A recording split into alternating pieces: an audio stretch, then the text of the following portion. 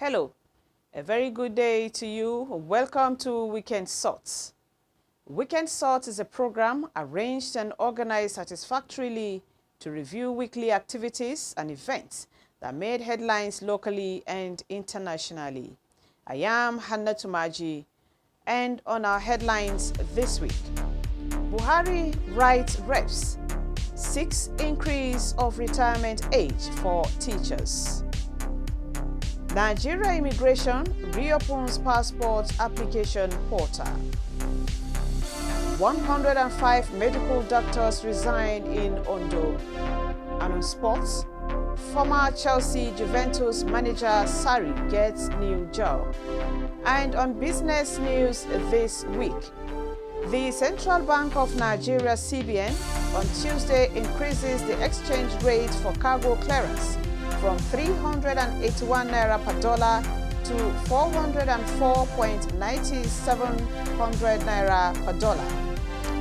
On foreign scene, man slapped French President Emmanuel Macron. We have this and more after this break.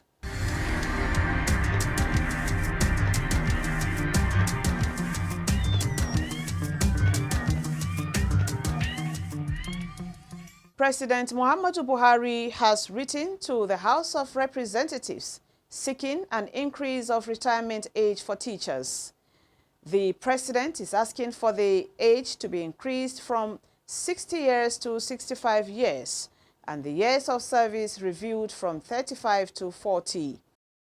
The Nigeria Immigration Service (NIS) has reopened the passport application and payment portal.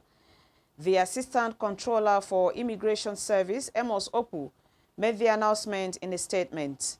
From midnight of Tuesday, June 8, applicants can apply and make payments for the categories of passports of their choice. All applications and payments for passport services shall be made through NIS website www.immigration.gov.ng. The applicants are expected to visit the portal to apply and upload their support documents for vetting and processing. The National Space Research and Development Agency (NASDA) is set to partner the National Boundary Commission (NBC) in the deployment of space technology to enhance boundary monitoring. Speaking during a courtesy call on the commission in Abuja, the Director General of NASDA, Dr. Halilu Shaba, underscored the need for interagency collaboration among relevant stakeholders for the promotion of national interest, saying satellite technologies could be developed and deployed to monitor and provide relevant data for effective policy formulation and implementation. At least 105 medical doctors have resigned in Ondo State in the past year. This was disclosed by the Nigerian Medical Association (NMA) in the state last week. The association, in a press statement signed by the NMA State Chairman, Dr. Stella Adegbengbe, and State Secretary, Dr. Olorunfemi Owa, lamented the ugly trend, blaming it on irregular and percentage payment salaries by the state government.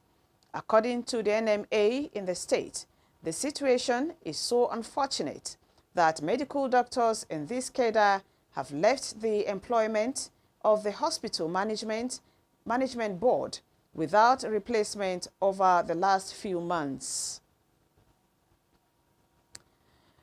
A member of the House of Representatives, Isiaka Ibrahim, last week lamented over the refusal of heads of government to appear during the investigative hearing on recovered loots. The House Ad Hoc Committee is investigating the management on recovered loots, lamented that the repeated absence of the head of government is disrespectful to the National Assembly. South African woman Josani Tamara Sithole has set a new world record in multiple births after delivering 10 babies at a time. The 37-year-old woman erased the record set by 25-year-old Malian Halima Cissé, who gave birth to 9 babies in Morocco on 4th May. Sitole's 10 babies comprised 7 boys and 3 girls. She delivered in a hospital in Gauteng province, IOL News, a local media outlet, reported. The mother and her children are in good health, and the family also has 2 other twin daughters, aged 6, the news platform reported. Sitoles expressed surprise at breaking the world record, as she expected to have 8 children and not 10, according to ultrasound results. Niger, Togo, Benin and Burkina Faso are collaborating to buy the unutilized power produced in Nigeria.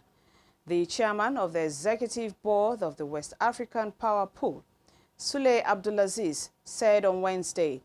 Abdulaziz, who is also the acting managing director of Transmission Company of Nigeria, said the 4 countries were collaborating to make the power produced from Nigeria through the North Core power transmission line currently being built. He discloses this at the WAP meeting on the North Core project in Abuja. He said the power that will be selling is the power that is not needed in Nigeria. The electricity generators that are going to supply power to this transmission line are going to generate that power specifically for this project. So it is unutilized power. And now sports. For Chelsea and Juventus manager Maurizio Sarri has reached an agreement Lazio to become their new manager. Second Corriere dello Sport claims an official announcement could be made later on Monday. Both sides have agreed on salaries, with Sarri offered a deal worth around £3 million a season over the next 2 years.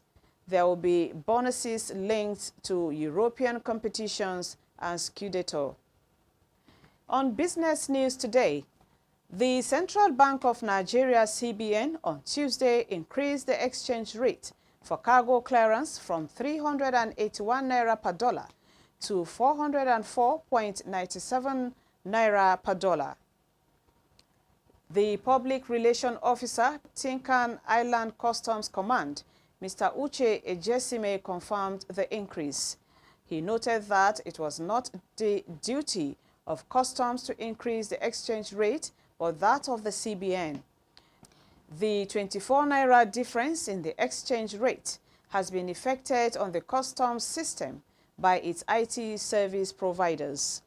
The Vice President, Association of Nigerian Licensed Customs Agents, Dr. Kaide Farinto, said the increase will lead to geometric calculation in the cost of clearing vehicles and other items from the ports. And now on the foreign scene, French President Emmanuel Macron was slapped in the face as he shook hands in a crowd during a visit on Tuesday to a small town in southern France. 2 men, both aged 28, have been arrested. They risk 3 years in prison and a $50,000 fine over an attack on a public official. The scene, which was filmed, shows Macron walking in a rope line in the town of Hermitage. While shaking Macron's hand, a man is able to slap the president's face before security intervened.